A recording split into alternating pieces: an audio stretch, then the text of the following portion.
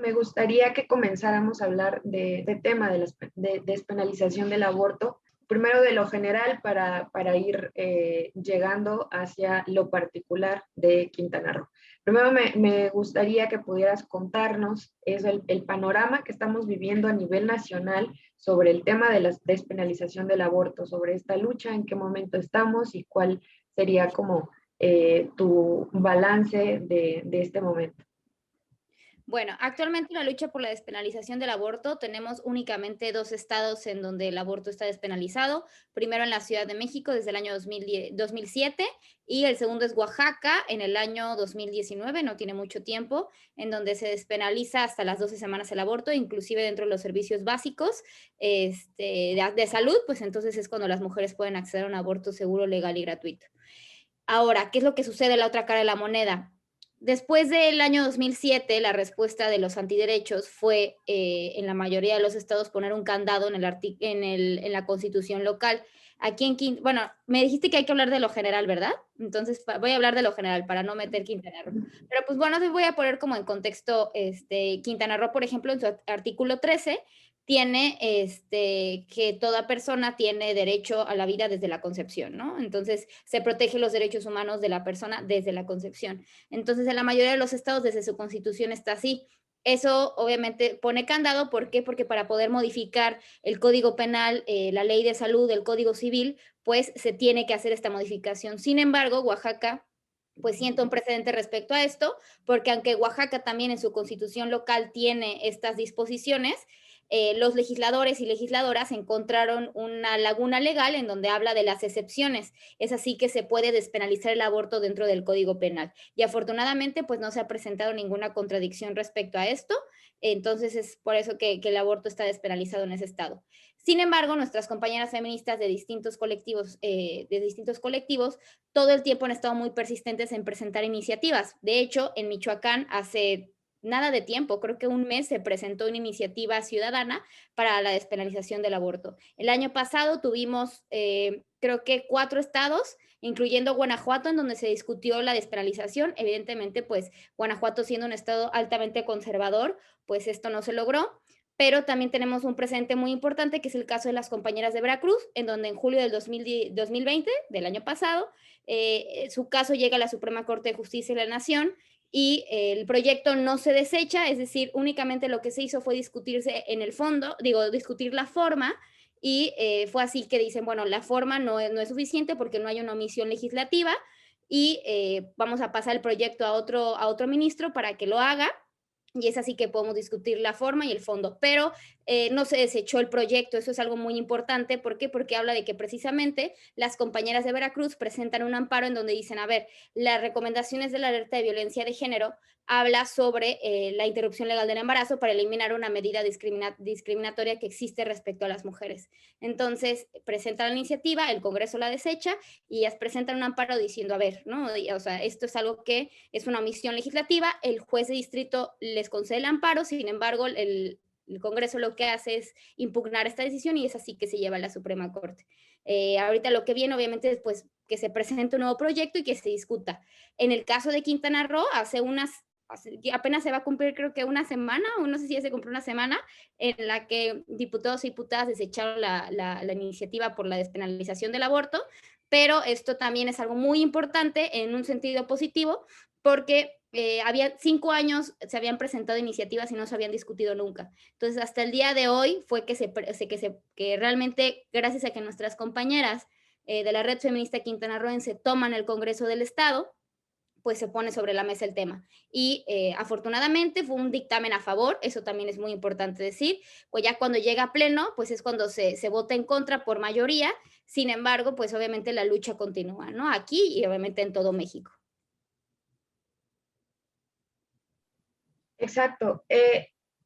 Gracia, ¿qué crees cuáles fueron los factores que ayudaron a que en la Ciudad de México y en Oaxaca pudiera lograrse la despenalización del aborto? Primero, creo que también es muy importante, en el caso de México, bueno, de la Ciudad de México, decir que el tener un gobierno comprometido con los derechos de las mujeres, ¿no? Un gobierno progresista, en el caso de Marcelo Ebrard, y también tener pues una legislatura que afortunadamente estaba convencida de los derechos humanos y que básicamente esto, a pesar de todas las fuerzas en contra, porque en ese momento pues ya estaba Felipe Calderón, que sabemos que es del PAN y es de un partido conservador, y que inclusive la Comisión de Derechos Humanos era conservadora y fueron quienes presentaron esta acción de inconstitucionalidad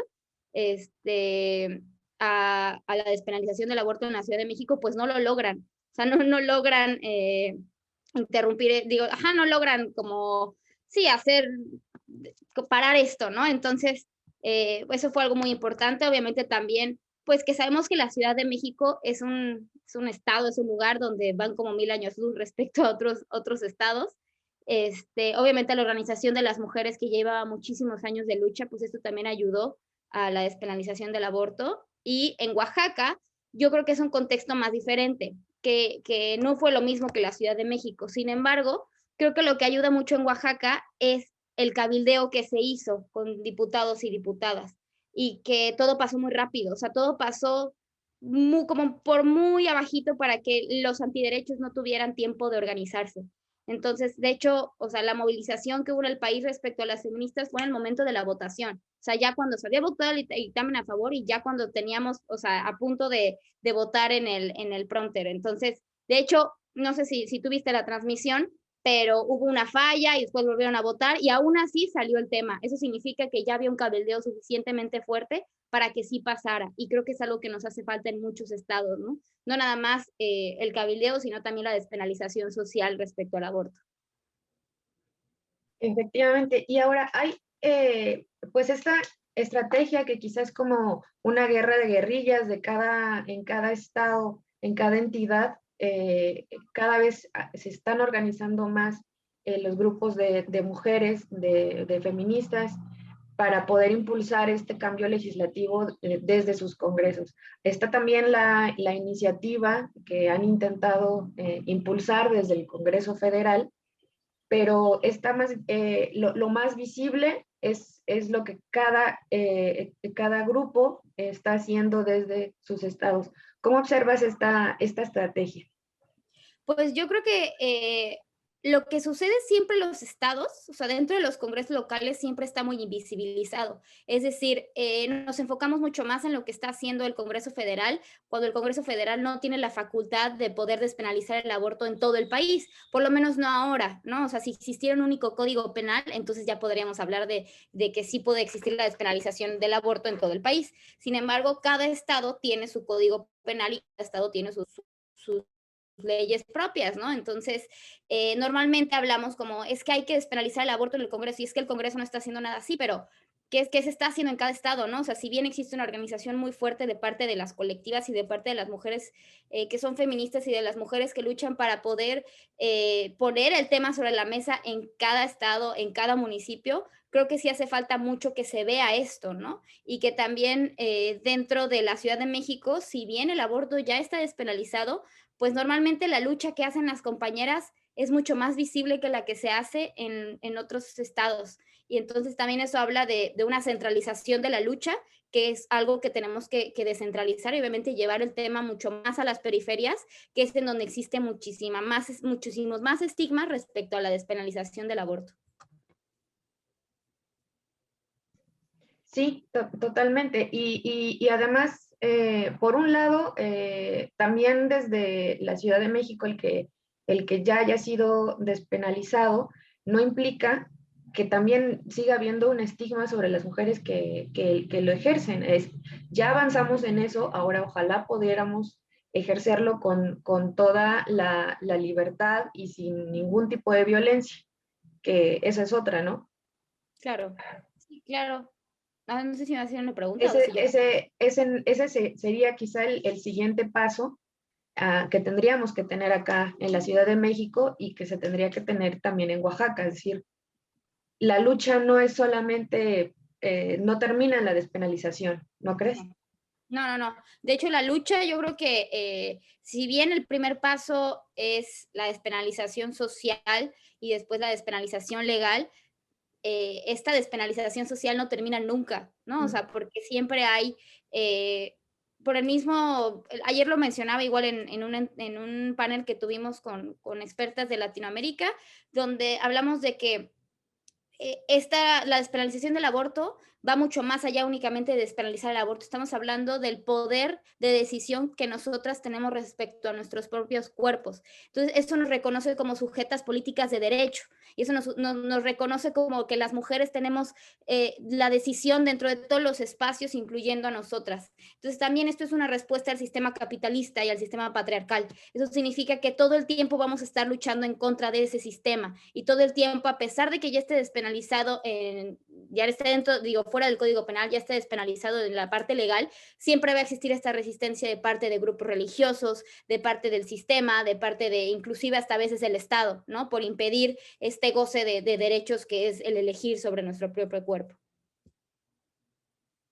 Exacto. Y ahora, ¿cómo observas el apoyo los gobiernos, más bien de los partidos de las izquierdas en México? La verdad es que no han apoyado mucho en los congresos locales, quizá de nuevo en el Congreso Federal ha sido diferente.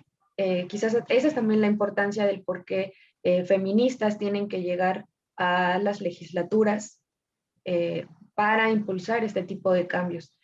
Eh, ¿Qué nos podrías decir sobre este tema de los partidos de izquierda y la despenalización del aborto? Inclusive con este tema de Quintana Roo, a ver si puedo como hilar muy bien, como de lo general a lo particular, porque en el tema de Quintana Roo yo vi mucho el apoyo, por ejemplo, vamos a poner de Morena, ¿no? O sea, que la secretaria general de Morena, Citlali, o sea, invitó a legisladores a votar a favor. El presidente de Morena, Mario Delgado, invitó a a legisladores a votar a favor.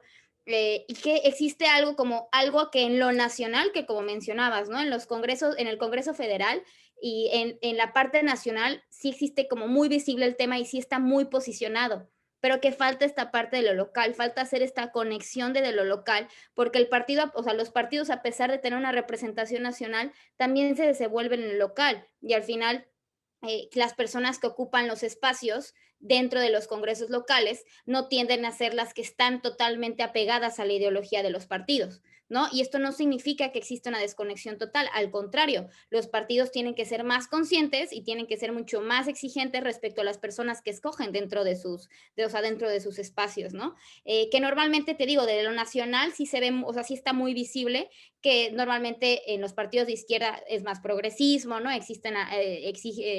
Eligen a los más como posicionados en la parte de derechos humanos, pero como que en los congresos locales se olvida mucho de esto. ¿Por qué? Porque dentro de los congresos locales, dentro del Estado, ya existen figuras que llevan años dentro de la política, que ya es como de facto que estén en un espacio de toma de decisión y no dan paso a nuevas figuras, a nuevos personajes que puedan estar dentro de los congresos locales, ¿no? Y específicamente hablando del movimiento feminista, pues también creo que es muy importante, si bien los partidos tienen una gran responsabilidad en poner a personas que realmente representen pues sus ideologías y todos sus principios, también creo que es muy importante que las compañeras feministas tomen los espacios, lo mencionábamos, ¿no? O sea, que al final ya sea desde la vía independiente, que sabemos que la vía independiente, pues en México no es muy visible y que tampoco tiene mucho apoyo, ¿no? Y que es muy difícil que se llegue y son contadas las personas que han llegado, como Pedro Kumamoto, que creo que es el que todas las personas conocen, o Carlos Brito, que también es un personaje de Jujutla que ha visibilizado mucho esta parte, ¿no? O que ahorita en Monterrey tenemos a muchas compañeras y compañeros que quieren llegar a sus congresos locales. Entonces, hablando específicamente de ¿por qué dije Monterrey? Perdón, era Nuevo León. Que bueno, finalmente están todas y todos en Monterrey.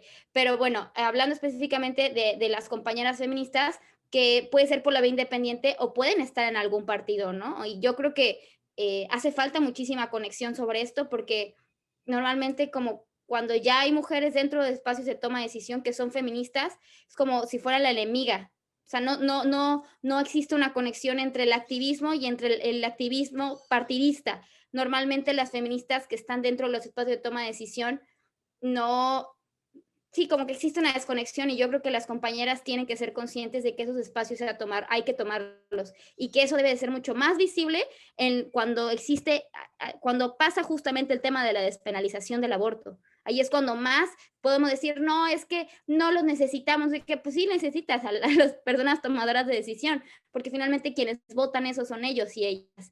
Si tienes a personas que no legislan a favor de los derechos humanos, entonces no significa que no sirva tu lucha, pero le hace falta más a tu lucha. Totalmente de acuerdo, Gracia. Y justo sobre esto último que mencionas, también quisiera a partir de ello que habláramos sobre, también de una manera crítica, de cómo, de nuestro discurso sobre la despenalización del aborto, que muchas veces es discriminatorio, como decir que, pues, para que ya no haya más niñas o niños pobres, por ejemplo. ¿No? Entonces, pues ahí también creo que nos falta una deconstrucción eh, y quisiera que, ay, si me escuchas. Hola, Como hola. que, no sé si me trabé yo o te trabaste tú, Creo que yo. pero Listo. sí te escuché todo sobre, Ajá, exacto. Entonces, pues eso, que pudiéramos hablar sobre esa otra parte de nuestro discurso que a veces, pues más bien discrimina más que ayudarnos. sí, claro, yo creo que dentro de cómo nos posicionamos, no puedes nada más pronunciarte como feminista, sino también como antirracista, tienes que, o sea, hay como muchos discursos que dicen, no, es que las feministas no somos las madres de todas las luchas, no, pero también cuando mujeres también tienes que ser consciente de que es interseccional, ¿no? Y que finalmente nuestros discursos no pueden ir acompañados de racismo, de clasismo, y que sobre todo en el tema de la despenalización del aborto, hablamos mucho, o sea, tenemos que cuidar mucho los discursos, porque inclusive a veces hasta llegan a ser ofensivos para mujeres que han vivido situaciones de aborto muy delicadas, ¿no? Entonces, eso también va de la mano con qué estamos poniendo sobre la mesa. Yo entiendo que a veces la sátira puede ser, pues, inclusive el tema. Sin embargo, sí creo que es muy importante entender que el contexto de todas las mujeres es totalmente diferente, que hay mujeres que desde la periferia hay mujeres que viven en situación de pobreza que no merecen escuchar esos discursos clasistas, en donde hablan sobre, no, es que para que ya no existan más mujeres que tengan hijos, ¿no? O sea, que más mujeres pobres que tengan hijos. O sea, ¿a ti qué te interesa las mujeres, si las mujeres en situación de pobreza tienen hijos o no? O sea, ¿realmente te interesa eso o te interesa que no se reproduzcan? Entonces ahí ya también estamos hablando ya estamos metiendo la esterilización forzada, ya estamos hablando de cosas que implican violentar otros derechos, violentar la autonomía. Entonces yo creo que el discurso tiene que ir más enfocado a la autonomía de nuestros propios cuerpos, a que cada una debe ser libre de decidir si queremos ser madres, si deseamos ser madres o no queremos o no deseamos ser madres. Entonces, este discurso también se ha normalizado bastante, sobre todo entre las compañeras que van entrando a esta lucha por la despenalización del aborto, que no significa que tenemos que ser expertas, tampoco significa que tengamos todas que saber cómo acompañar, ¿no? Pero sí saber qué decir y cómo defender nuestra postura sin caer en discriminar a otra mujer, a otras mujeres que viven obviamente desde sus contextos y desde sus realidades distintas a las que nosotras vivimos. Y este tema, creo, es decir, hablamos sobre despenalización del aborto y parece que el punto es solo ese, pero en realidad hay alrededor todo un conjunto de derechos que tendríamos que tener garantizados las mujeres, Ay, justamente para tener la libertad de abortar, como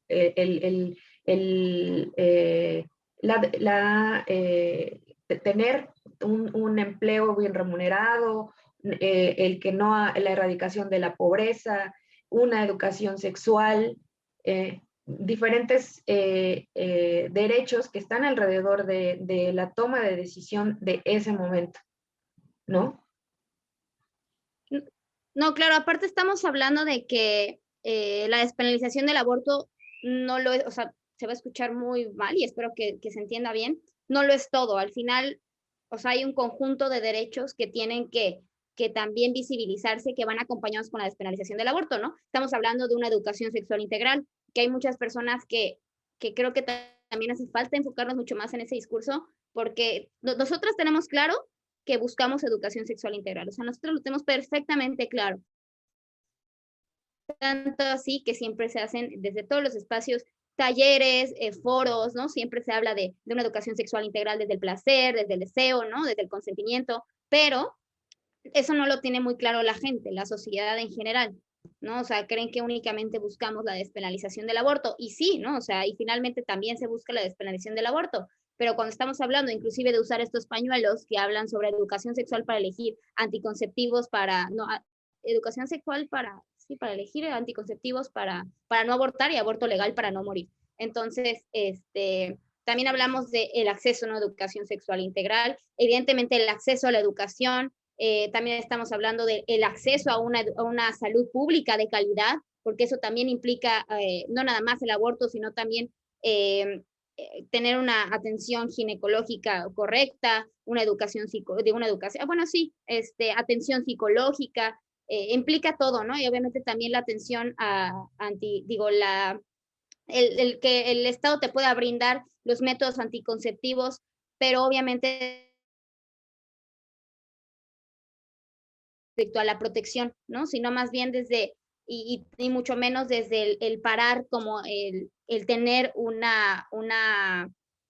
el poder tener relaciones sexuales, ¿no? O sea, que normalmente te hablan desde, ¿cómo se llama? Cuando en las mismas clases que te hablan sobre, ay, ¿cómo se llama esto? Ay, cuando te dicen que no tengas relaciones. Abstinencia. La abstinencia, o sea, cuando te hablan de la abstinencia, ¿no? Que la abstinencia es la solución, ¿no? Y no te hablan más desde que si tú quieres tener relaciones sexuales únicamente te tienes que cuidar el deseo, el consentimiento, y que al final la despenalización de la un derecho a la vivienda, hablamos también de un derecho a la educación, derecho al trabajo, derecho a una vida digna, ¿no? Y obviamente la vida digna involucra todo eso. Y al final, pues la despenalización del aborto es un derecho más que se tiene que ver como tal. Exactamente. Y ahora, entrando más hacia Cancún, ¿qué es cuál sería el siguiente paso ahora? ¿Para la despenalización? Sí. Pues, bueno, el primer paso inmediato sería promover un amparo indirecto, seguir el ejemplo de nuestras compañeras de Veracruz, ¿no? De hecho, la Red Feminista Quintanarroense ya se pronunció inmediatamente después de que salió pues el dictamen en contra, bueno, el dictamen no, más bien la votación en pleno en contra.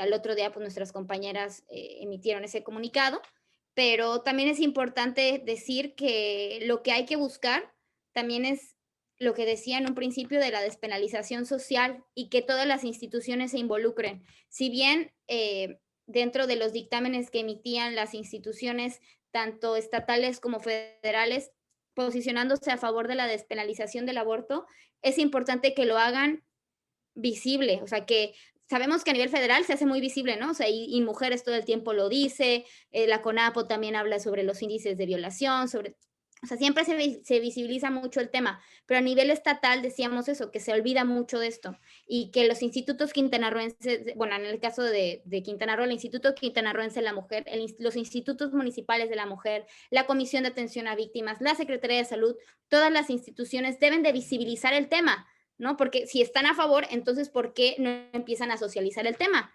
Hacer políticas públicas enfocadas en la NOM 046, o sea, en visibilizar que existe la NOM 046 y no únicamente dando panfletitos, sino haciendo foros sobre esto, sensibilizando a las personas, inclusive desde CIPINA, que yo he visto que desde CIPINA lo han hecho mucho, ¿no? O sea, hablar de que el acceder a la NOM 046 es un derecho cuando eres víctima de alguna violación. Entonces, esto es algo que también falta mucho y creo que también es lo que sigue. el darle esa responsabilidad no únicamente al Congreso del Estado, sino a todas las instituciones de Quintana Roo para que hagan visible el tema y para que verdaderamente se posicionen a favor. No es posible que únicamente a las feministas nos dejen la chamba de hacer la despenalización social. Debemos obviamente abarcar todos los espacios y esto es un ejemplo que pongo constantemente sobre la lucha que hicieron nuestras compañeras argentinas. El tema no únicamente lo tenían las feministas, también lo tenían en las escuelas, en los centros médicos, las y los periodistas, o sea, se tenían aliados y aliadas de todos los ámbitos para que entonces se comenzara a tocar el tema sí o sí. Entonces, esto es como yo creo que lo que sigue aquí en Quintana Roo y obviamente pues presentar el amparo indirecto, que eso es una acción directa, o sea, es una acción directa que se va a hacer, pero pues para la despenalización social sí necesitamos mucho más. ¿Cómo ha sido la organización de mujeres, la organización de feministas en Quintana Roo para este tema en específico y para otras luchas? Pues ha sido muy bueno, la verdad es que a partir del año 2020, o sea, obviamente yo hablo desde un contexto donde hubo como muchísima más unión, porque cada colectiva tiene su historia, ¿no? O sea, cada colectiva tiene sus luchas y el tiempo, o sea, su tiempo de existir en diferentes municipios, pero hablando específicamente de un contexto de lucha en donde nos unimos mucho más, pues fue a partir del año 2020, ¿no? O sea, en mi caso, pues nos unimos para crear una colectiva que se llama Defensoras Digitales Quintana Roo y nos organizamos todas las colectivas para hacer una mega marcha el 8 de marzo del año pasado. Esa ha sido la más grande marcha que ha habido aquí en Cancún, con unos asistentes de 5 a 8 mil personas más o menos. Entonces, a partir de eso, pues una diputada presenta la iniciativa por la despenalización del aborto el 9 de marzo, entonces decidimos comenzar a socializar el tema, ¿no? Para poder apoyar a la diputada. Pero nos cae la pandemia, o sea, nos cae la pandemia y como a todas, ¿no? Que fue como un shock muy grande, pero decidimos organizarnos desde nuestras casas y unas compañeras buscaron hacer mesas de trabajo con distintas instituciones para visibilizar muchos temas, entre ellos la violencia digital, por el caso de defensoras digitales, obviamente también el aborto, la NOM 046, todo lo que tenga que ver con derechos sexuales y reproductivos, incluyendo la violencia obstétrica, la esterilización forzada, ¿no? También para visibilizar aspectos sobre transparencia y presupuesto hacia las mujeres. Entonces empezamos a hacer mesas de trabajo durante mucho tiempo, esto sin dejar a un lado el tema de la despenalización del aborto y de alguna u otra forma empezamos como a tener esta unificación de parte de todas las colectivas del Estado, o sea, de cada municipio, que eso es sumamente importante. A partir de lo del 9N, a pesar de que ya existía muchísima organización, a partir de lo del 9N que pasa aquí en Cancún, donde existe la represión de parte de policías, pues decimos, a ver, nos vamos todas juntas, ¿no? Si por si íbamos todas juntas, sí, o sea, ahorita ya hay que ir más ahora que nunca todas juntas. Entonces es así que se crea la Red Feminista Quintanarroense. Después de eso, pues pasa lo de las mesas con el gobernador, donde presentamos un pliego petitorio de 54 puntos, en donde exigíamos a cada institución y obviamente a cada, o sea, hablamos, no sé, sobre leyes, bueno, esto es lo que nosotros exigimos de parte de leyes, sobre movilidad, esto, sobre presupuesto, esto, ¿no? O sea, como puntos muy específicos, fue casi una carta a Santa Claus. Entonces, exigir puntos y obviamente sentar a trabajarnos sobre esas mesas, ¿no? Digo, sobre ese pliego en cada mesa de trabajo con el gobernador, que es algo muy importante. Después, pues mis compañeras de Chetumal, porque nuestro Congreso del Estado está en Chetumal, hacen un plantón afuera del Congreso para exigir que se discuta después de 5 años la despenalización del aborto y después pues ya sabemos lo que sucede, ¿no? Que se toma el Congreso para exigir esto, existen graves violaciones a sus derechos humanos en donde les cortan la luz, el agua y pues bueno, a partir de eso también comienza esta lucha por entablar un diálogo con diputados y diputadas para establecer fechas para que se toquen estos temas. Entonces, pues yo de mi parte, obviamente como decidí contender hacia un cargo de elección popular, pues evidentemente porque el mismo movimiento feminista pues es apartidista, pues nos decidimos como, a ver, la red feminista, ¿no? Y yo también desde mi trinchera hago otra cosa, que eso no significa estar separadas, pero obviamente también desde aquí yo hablo desde mi experiencia y también no hablo por la misma red, ¿no? O sea, yo hablo desde lo que a mí me tocó, porque pues eso fue una lucha que yo tuve con todas las compañeras, pero a partir de eso, yo desde mi trinchera, desde lo que hago, pues también visibilizo este tema de lo que ha hecho la red, pero sin hablar por ellas. Gracias, pues muchísimas gracias por todo, por todos estos minutos, por compartirnos todo esto. Son todas mis preguntas, no sé si te gustaría agregar algo más.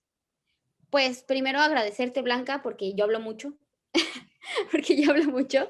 Y pues ahora sí que en un contexto de 8 de marzo, donde o sea, por lo menos en mi sentir, yo veo que es un contexto totalmente diferente a los otros, por lo que vivimos ahorita, en el caso de Quintana Roo, pues con el 9N, ¿no? Ahorita con el contexto electoral que hay en todo el país, con las vallas que hay ahorita en el Palacio Nacional, o sea, con muchísimas cosas que están sucediendo hacia las mujeres. Creo que sí es muy importante que nos unamos, obviamente todo tampoco desde romantizar la sororidad, para nada, pero sí que nos unamos porque creo que todas tenemos un objetivo común y así que el acuerdo es estar vivas. Entonces, si el acuerdo es estar vivas, todo lo que viene en el camino es luchar desde donde podamos y como podamos. Y también, eso también es muy importante, ¿no? O sea, ahorita por la pandemia, entender que nuestro contexto de cada uno es totalmente diferente, pero ver de qué manera te puedes unir a una lucha colectiva en este 8 de marzo, obviamente durante todo el año, y visibilizar obviamente qué instituciones no están trabajando,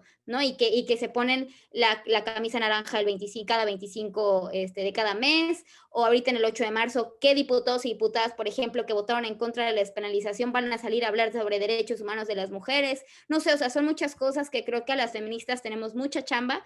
Evidentemente también tenemos que reconocer que no somos todólogas, pero que desde nuestras trincheras y como podamos y desde donde podamos, pues vamos a poder contribuir para que se puedan garantizar nuestros derechos humanos.